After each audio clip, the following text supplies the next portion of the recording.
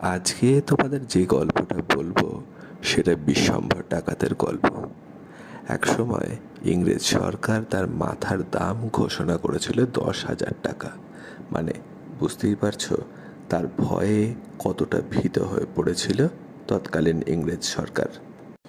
ঘোড়ার পিঠে চেপে হাতে খোলা তলোয়ার নিয়ে সে যখন আক্রমণ করত তখন তাকে সাক্ষাৎ যমদূতের মতোই মনে হতো। তবে একদিন এক অত্যাশ্চর্য ঘটনায় সে ডাকাতি সম্পূর্ণ রকমের ছেড়ে দেয়। আজ তোমাদের সেই গল্পটাই বলবো।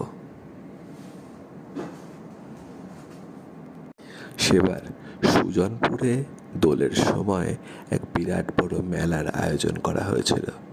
খবর পেয়ে বিশ্বম্ভর ডাকাত তার দলবল নিয়ে আক্রমণ করে মেলায়। তার আক্রমণে সবকিছু ছত্রখান হয়ে গেলে সবাই পাগলের মতো ভয়ে ছুটে পালাতে থাকে। আর ঠিক তখনই ডাকাত দলের সবাইকে অবাক করে দিয়ে একটা 20-22 বছরের ছেলে রুখে দাঁড়ায় ডাকাতদের সামনে। ছেলেটা ছিল নিরস্ত্র, কিন্তু তার মনের জোর ছিল অসীম।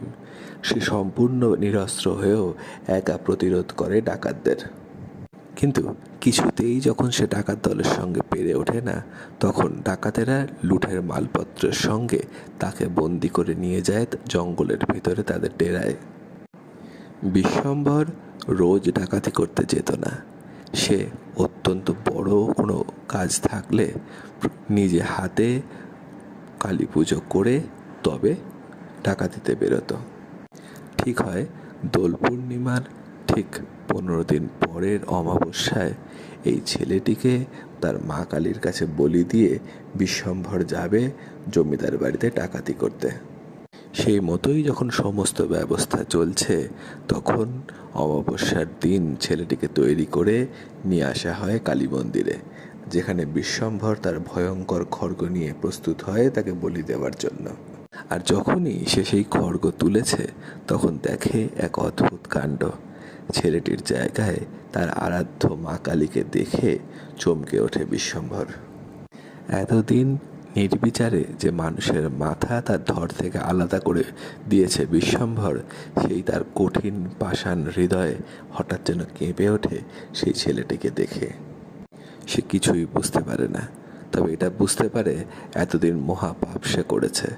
যে মানুষকে সে আঘাত করেছে সেই আঘাত আসলে গিয়ে লেগেছে তার আরাধ্য মা কালীর গায়ে। আর সেই মুহূর্ত থেকে সম্পূর্ণভাবে অস্ত্র ত্যাগ করে বিশ্বম্ভর। সেই ছেলেটির পায়ে কেঁদে পড়ে আর তখন থেকে ডাকাতি বন্ধ করে